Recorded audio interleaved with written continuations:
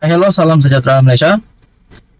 Saudara-saudara, tuan-tuan dan puan yang amat dihormati, terima kasih kerana masih setia di dalam channel ini.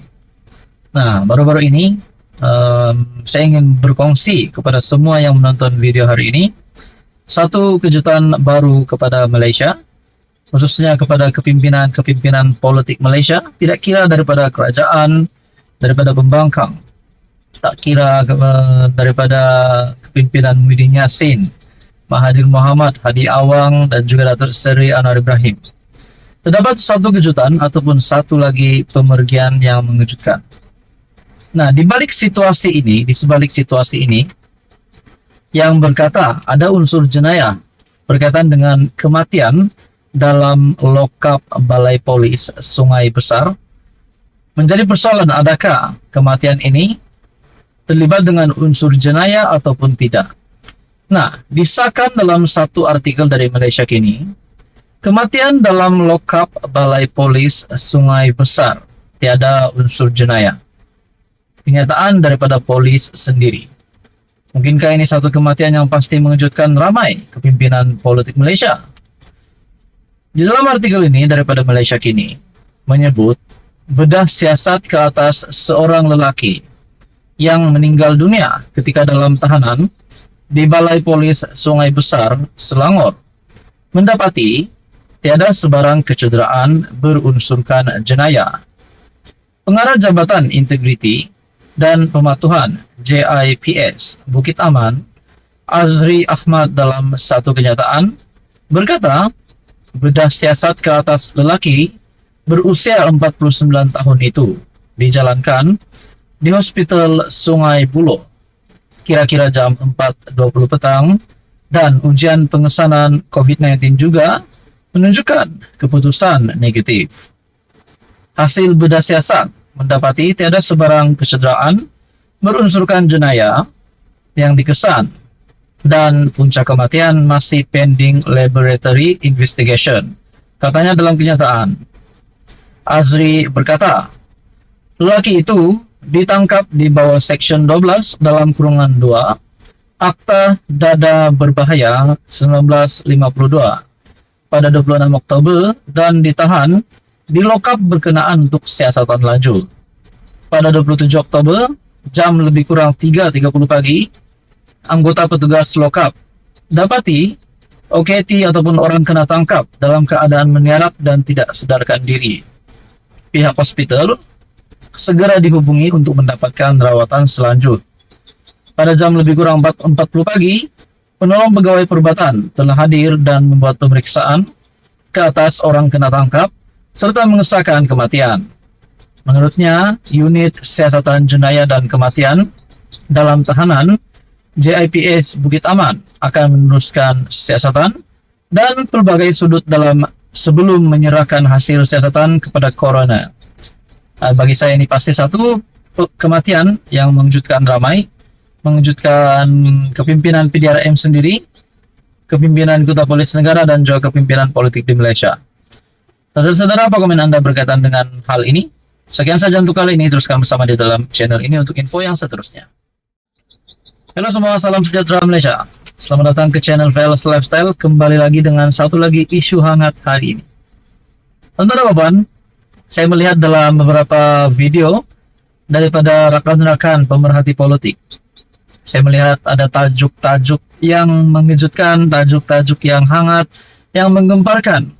Salah satunya adalah anak Perdana Menteri Nurul Izzah Anwar bakal Perdana Menteri ke-11. Wow, ini bagi saya satu tajuk yang amat awesome, sangat best, sangat mengejutkan, sangat menggemparkan. Tidak mustahil juga perkara ini boleh berlaku. Nah, persoalannya, kenapa ada spekulasi yang menyatakan Nurul Izzah sebagai calon Perdana Menteri yang ke-11? Nah, saya sebagai rakyat Malaysia tidak menolak perkara ini berlaku, tetapi mesti ada sebab kenapa sehingga Nurul Izzah, anak kepada Perdana Menteri Datuk Seri Anwar Ibrahim, dibolehkan untuk menjadi calon Perdana Menteri yang ke-11. Nah, saya melihat juga dengan ulasan dari Syahbudin.com ataupun Syahbudin Husin, menurut Nurul Izzah, subsidi minyak tidak produktif. Kerajaan perlu merasionalisasikan subsidi minyak petrol dan diesel supaya lebih banyak dana boleh disalurkan ke sektor kesehatan dan pendidikan, kata Nurul Izzah Anwar. Nah, adakah dengan kenyataan dari Nurul Izzah ini telah membuktikan bahwa beliau juga mampu menjadi pemimpin yang di atas, boleh memimpin negara, boleh mentadbir negara, dan menunjukkan bahwa beliau ini, yaitu Nurul Izzah, juga mampu menjadi Perdana Menteri. Mungkinkah akan tercipta sejarah Perdana Menteri wanita Malaysia yang pertama? Nah, saudara-saudara, tuan-tuan dan puan yang dihormati, mungkin juga tidak mustahil dengan kepimpinan Nurul Izzah ini memampukan beliau untuk menjadi Perdana Menteri. Nah, kita kembali di dalam ulasan melalui Syahbudin. Nurul Izzah yang juga pengurusi bersama jawatan kuasa penasihat Menteri Keuangan berkata, subsidi minyak adalah mulia dan penting. Tetapi masa membuktikan bahwa subsidi seperti itu tidak produktif. Saya tidak menafikan matlamat di sebalik subsidi ini adalah penting dan mulia.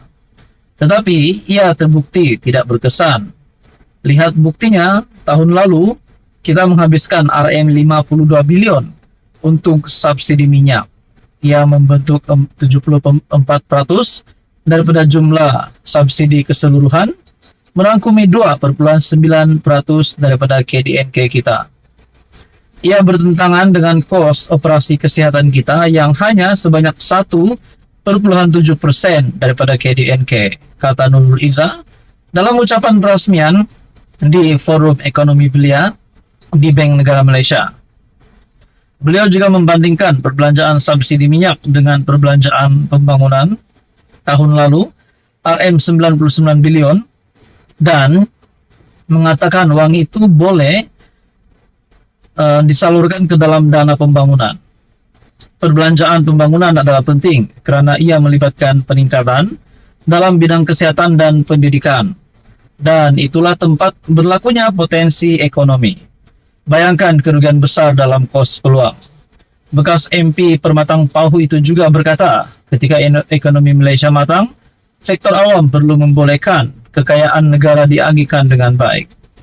Nurul Izzah yang juga anak sulung Perdana Menteri berkata, beliau ini kini mengendalikan 4 isu utama bersama pengurusi panel penasihat Hassan Merican. Semasa pembentangan Belanjawan 2024 pada 13 Oktober, Anwar juga Menteri Keuangan berkata, kerajaan akan mengkaji semula subsidi minyak secara berperingkat.